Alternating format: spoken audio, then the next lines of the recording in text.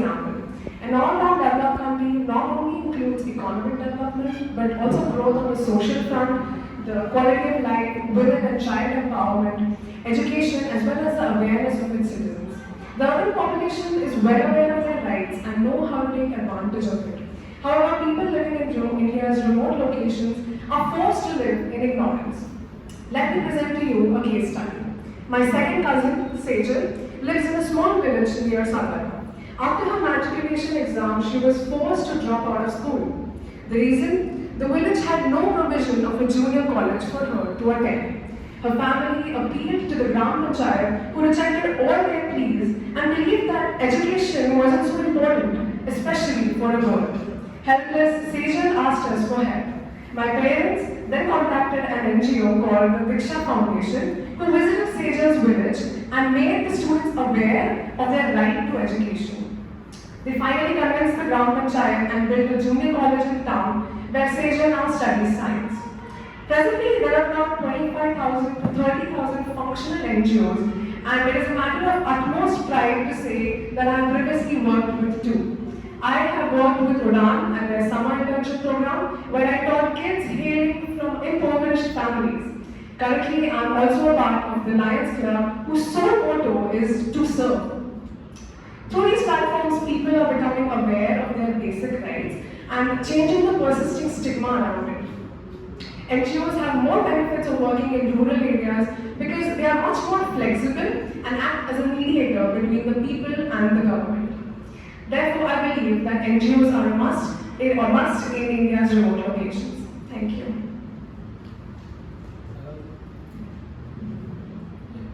I'm against the motion, as I said. Now, I know it sounds blasphemous, right? Being against the group goods on archives, but hear me out, right? So, we know that remote locations have intricate, beautiful traditions which surround the natural beauty and the natural resources of the jungle. We must remember that there have been previous occurrences of NGOs and especially missionaries using their resources to bundle in a message of peace with religious propaganda. We should be aware that we have to protect the rights and the local religions, as well as we must propagate resources to these impoverished community. The second biggest problem with the NGOs are that they are unregulated. They have no regulations, and the only regulation is now for foreign funding, which is the Foreign Contribution Regulation Act 2010. Which is constantly being updated.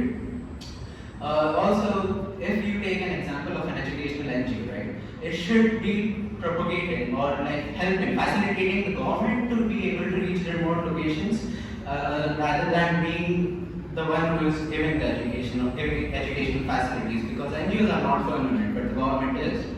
The other thing that I feel that NGOs handle, right?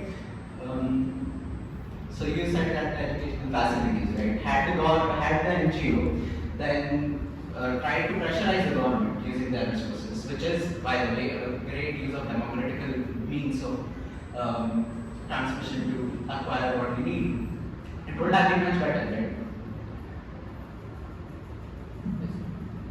I honestly didn't get your point. I'm saying that the NGO that you asked for help, right? Had they pressurized the local government instead of building the...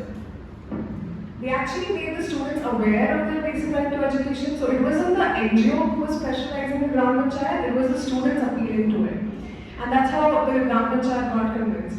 Now, my esteemed opponent here believes that government policies emphasize more on alleviating poverty, creating jobs, and the Gram Panchayat institutions also ensure democracy at the rural level. But rural poverty and unemployment still exists. Most people are blissfully ignorant about their basic rights like medication facilities, safe sanitary methods, their right to supply of water and electricity. Most people do not believe that child labor is an actual persisting problem. Women are often sexually discriminated in their own homes because of their orthodox beliefs. Well, to counter that, I would say that, as Soumya said, there are 3.3 million NGOs which are registered under the Indian government according to the CBI report in 2015, right? Now I'll be citing beyond news channel here. For every NGO, there are for every 400 people, there's one NGO. But for every 700 people, there's one policeman. The number of NGOs is 2 times the number of government schools and 250 times the number of government hospitals. The number of NGOs is so large, like if you compare it with government institutions, it's very, very large. But still, the amount of change that the NGOs bring about is substantially smaller